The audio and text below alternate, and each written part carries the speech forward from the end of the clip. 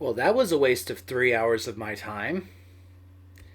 Hey everyone, Matt here, and well, it's just been a few minutes since the video game awards have come to a close, and I just spent the last 3 hours of my life trying to get through this cringe-worthy, terrible show that I just watched. And I really wanted to talk about it because this is something that we see every year, these video game awards, and every year they turn out to be a major disappointment for a lot of people for many good and important reasons. And every year feedback comes in and it seems like no one ever really listens to it, but I still want to talk about it because man, I can't believe that I wasted 3 hours of my life watching this show. Now, before I get into the reasons why this was a very bad show and why this was something that I think needs to be really worked on in the future, I want to talk about the winners. And the night was a big night for The Last of Us 2. Obviously, one of the biggest games of the year, a game that, of course, has been very polarizing. A lot of people think it's a masterpiece. A lot of people think it's the worst thing that's ever been released. Well, tonight it won a lot of awards. The Last of Us 2 won, for instance, the Game of the Year award, the big one of the night. It also won for game direction. It won for narrative, audio design. It won for best performance for the voice actress for Abby. It won for innovation and accessibility. I think a really great choice there. And it won the best action adventure game. Now, I would say, even though I personally, and I've said this in my channel before when I talked about The Last of Us 2 earlier in the summer, it is not the game that thought I would enjoy. It wasn't the game that I had hoped it would be. It ended up being a major disappointment. So it wasn't my choice for Game of the Year from this list. And it definitely is not going to be on my Game of the Year list when I make it later this month. But I think that it's not a surprise that it's going to win all these awards that it won. I think that it's a worthy game in some people's minds, and of course it's a fine choice, I think, for in some cases. Even though I wouldn't pick it, I understand why. I do think Hades would have been a nice choice for Game of the Year. We'll get back to that in a minute. The one award, though, I definitely disagreed with regarding Last of Us 2 was Best Narrative. In the narrative category, one of the other nominees was 13 Sentinels, which is a fantastic game from Atlas that came out last year in Japan and it was released this year in English. And that is one of the best written games I've played in a very long time. It has one of the most amazing stories. It is incredibly well written. It's incredible. It's an incredible story. It's a fantastic story dealing with time travel and giant robots and school life in Japan and so on. And it's so unique and so interesting. And it just blew away all the other games this year in terms of narrative. So I was really disappointed not to see that game win. I think Hades might have been nominated as well, and Hades also has good narrative as well. So I was okay with Last of Us winning all the other categories, even though I disagreed with it. But narrative one was the one I really disagreed with. Other big winners of the night: Final Fantasy VII Remake got Best RPG, as well as Best Score in Music. That's really great news for Final Fantasy. I think those are definitely well deserved. It was the best RPG this year, no doubt. No Man's Sky got the best ongoing game. Obviously with its new updates, and apparently Sean Murray was really surprised. Like he was, they showed him getting the award basically through Zoom or something, and he was just drinking. He didn't expect to win. He thought that Fortnite would win, but no Man's Sky won, and that was a big win for them. And I think it's well deserved because the No Man's Sky team has done a great job improving that game over the years. Among Us, the big phenomenon of gaming this year, won Best Multiplayer and Best Mobile. I think that's a great choice there. I've not played that game, but I have seen people play it and I've seen how it works. And I think it's a definite good choice for the game of the year for those categories. Ghost of Tsushima, which I think a lot of people were hoping would also do very well and try to win a lot of awards. It only got one award, other than the Player's Choice Award. It did win that, although there's some controversy about that. Personally, I was very glad to see it win that award. It won Best Art Direction, and I think there was absolutely no other choice that was better than that one because that game's art is just fantastic, one of the best looking games that's ever been released. So absolutely fantastic there. Animal Crossing won Best Family Game. I think when you look at the sales numbers and you look at the impact that games have had this year, It's really hard not to see Animal Crossing not win an award this year. In many ways, I think some people would say best game of the year might be a possibility too in some people's mind. In many ways, I think in Japan it will be the best game of the year in a lot of people's minds. So best family, that's good. Mortal Kombat 11 won the best fighting game. Well, no doubt there. That's a great game. Hades, as I talked about earlier, it won best action and best indie game. Well deserved. One of the best games this year. A game I love so much. I've been playing a lot of it over the last many months, and I still need to finish that game. But I have beaten it once, but you have to beat it like 10 times to finish it. Great game. Best VR. This is one I was hoping Star Wars Squadrons would win, but Half-Life Alyx won that one, and based on everything I've heard from people that have played it, because I haven't played it because I don't have PC VR set up. I've heard nothing but good things about it. That's a fantastic title, but it's not on PSVR, which I have. But I'm okay with that, and hopefully, the success of Half-Life Alyx will finally push, you know, not Steam. What is it? Valve to do Half-Life Episode 3/3, whatever. But we know they're not. So, but anyway, at least it's good to see Half-Life got something tonight. And of course, the most anticipated game the winner was Elden Ring. Now, a lot of people were hoping that people would see Elden Ring tonight. They would see a new trailer, and we got nada. We got nothing there. We got no trailer whatsoever. It won the best, most anticipated game, and we still don't know anything about it. We still haven't seen anything in years. So a lot of disappointed people there. And that's where I'm going to go into the next part here, talking about this award show, because the reality is this award show has been for many years mostly about not the awards. And it's been more about what the new world premiere games are, the new trailers, the new announcements. They make a big deal about this. And a lot of people online actually watch this award show only for that. And looking online as I was watching the reactions with people like friends of mine, as well as on some forums, I was surprised to see that we all had very similar reactions, that most of the stuff that was announced really didn't interest me and interest them at all. It was really surprising to see that there was a lot of people disappointed in this year's announcements. To be honest with you, the only thing that made me excited was the announcement that Sephiroth is coming to Smash Brothers this month. Something that I thought was probably going to happen because we had Cloud in the game. It was an awesome trailer by Nintendo, and it looks great. I can't wait to play that again. I haven't played it in a while, but definitely going to be popping that in soon and having some Cloud versus Sephiroth battles.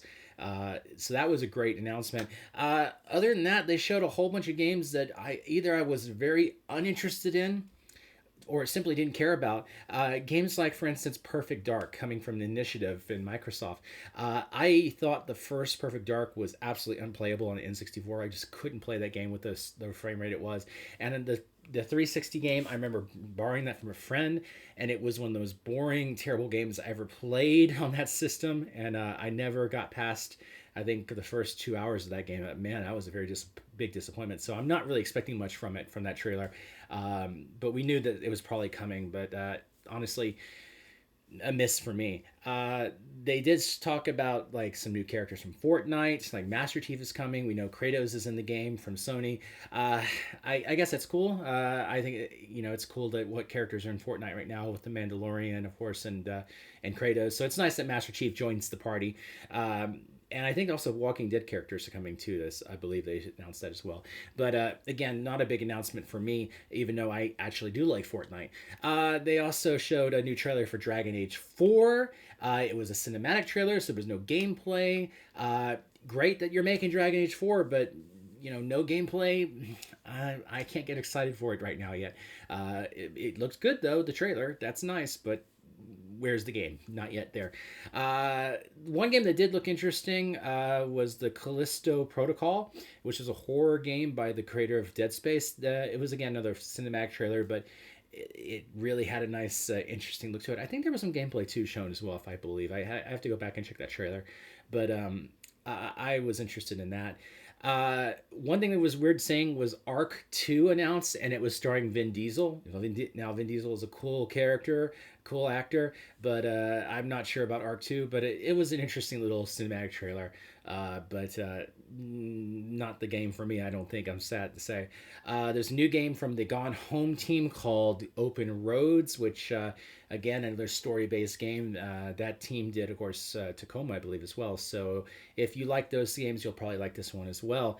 There was a little teaser trailer for a game called Season from PlayStation 5, which is some sort of road trip game. They also showed something called Back for Blood, which I thought was a new game, but actually they announced it many months before, like last year. And apparently it's from the people who made Left 4 Dead, and it's a spiritual successor for it. And one thing that I felt watching a lot of the trailers tonight was like, we've seen so many zombie games lately, and we're seeing so many now. Do we need more zombie games? Like, maybe not. Maybe we don't. Maybe it's been overdone. So I didn't really get excited about that. And interesting enough, they did show another game. They showed an Evil Dead game again, and I was like, Evil Dead's cool, but I don't know if I want to play that. They showed a game called Evil West, which was again Western with a little zombie-esque type thing, or like zombie type enemies. Not so interesting to me. They did show some other trailers for like a Super Meat Ball Forever, which apparently is coming. Sorry, Super Meat Boy Forever, not Super Meat Ball. Coming soon, apparently, coming end of December. Returnal for the PS5 is coming out next year. They showed a really cool game called Century, which was like a dragon riding and fighting online game, but it was PC only, so I was immediately like, oh, makes me disappointed. Disco Elysium, the final cut was also announced, and it's coming to PS5 and PS4 as well as the PC, which is nice to see. And the last trailer they showed, the one that they were like really hyping, is going to be like a very exciting thing. They showed this trailer, and it looked like, oh, it might be Starfield from Bethesda. And it's nothing but a teaser, and it's like you're going through the galaxy, and it seems like you're heading to Earth, and you see someone bend down to the snow, and then, excuse my throat here, it moves off something on something they pick up, and they see the N7 logo from Mass Effect, and you see a Asari character, and they say Mass Effect will continue. Now, they had already said a couple weeks ago that we're getting a new Mass Effect, so this like new teaser really didn't really hit very well for me, I felt, because like, yes, I love Mass Effect, I love the fact we're getting more, but like, they didn't really show us anything. So overall, when I looked at the trailers, other than the Callisto Protocol, which looked interesting, and the Smash announcement, I wasn't really that excited by anything that was shown. All these world premieres just seemed very boring and disappointing. And even games that I would really want to play, like Dragon's Age 4 and Mass Effect, the new one, they just showed cinematic trailers and didn't really give us any details. So I just didn't feel any real sort of like excitement toward what was being shown. All the things we heard of rumors of Silent Hill and Elden Ring coming. We didn't see an Elden Ring game trailer at all. We didn't see Silent Hill that apparently has been worked on. No Metal Gear Solid, none of that stuff. We didn't see any of that. And I felt like what ended up we getting, excuse me, I'm just like, talking so much here. What we ended up getting was like a really toned down bad E3 press conference. And this is sort of the way these video game awards have been. They've been an award show, a 3-hour award show where they give out some awards and they show a ton of trailers and a ton of commercials for new games. And most people watch it for that reason.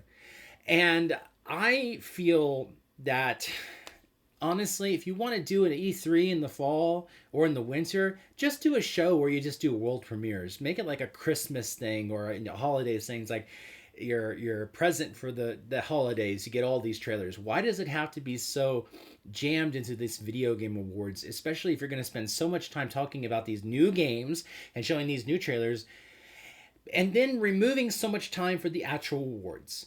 Because that's the thing that really angered me when I was watching this thing, because it keeps happening every year over and over and over again, and that they have these awards and then they announce these awards and they pick and choose which awards they focus on, because most of the awards are handed out in less than 10 seconds.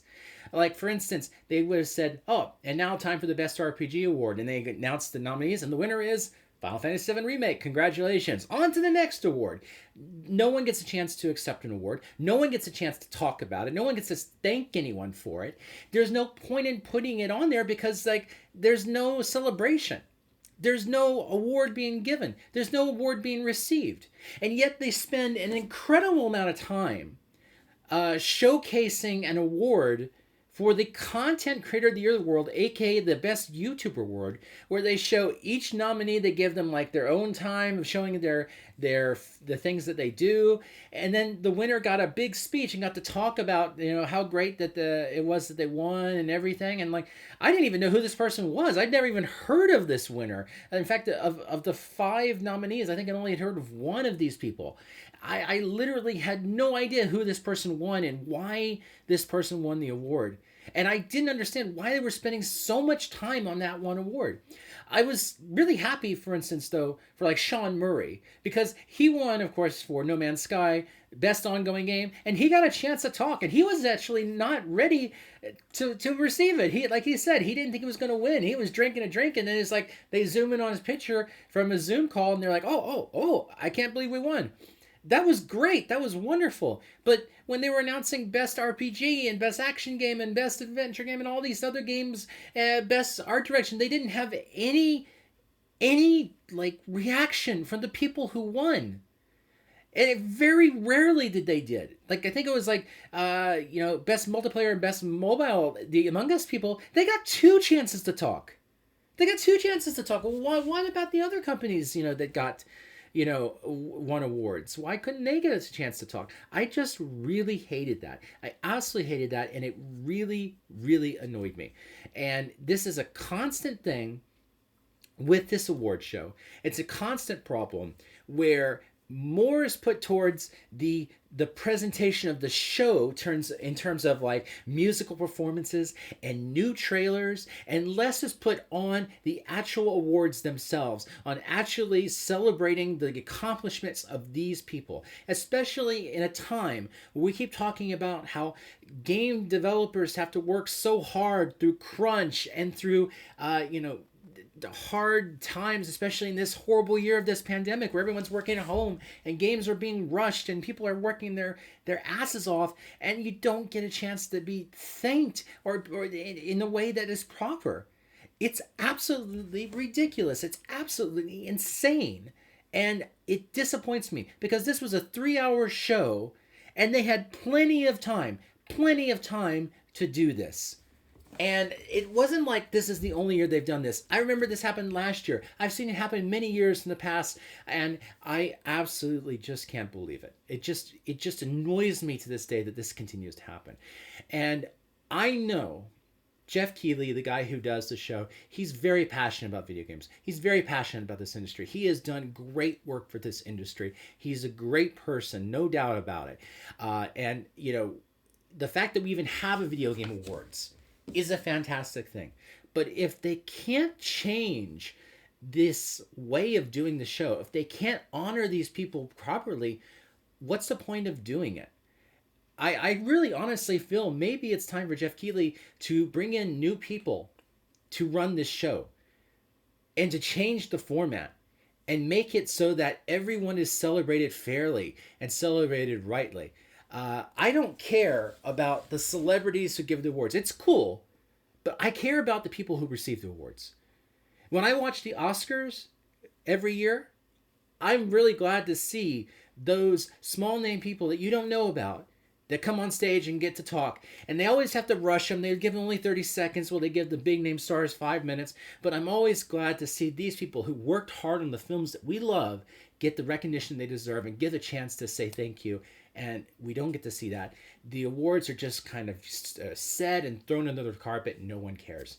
And when you have a show that's like that, you don't have a really respectful show.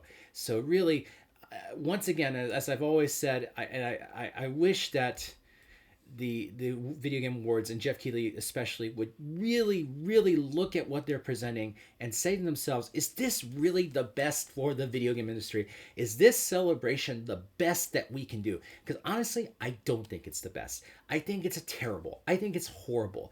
It is more about promotion and more about advertising than it is about celebrating the accomplishments of the best of the year.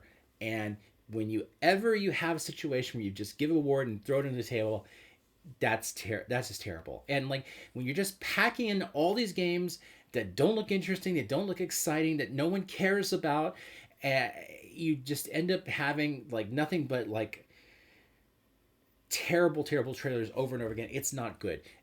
There's this old saying, of course, quality beats quantity. And I felt like that really stood out this year. There were too many trailers of games that were not interesting, and there was too little good stuff for this award show.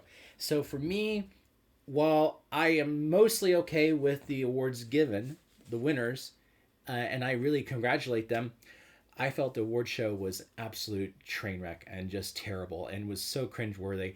And it had nothing to do with the pandemic. It had nothing to do with any of that. It had all to do with the same way they've been doing this award show for year upon year upon year.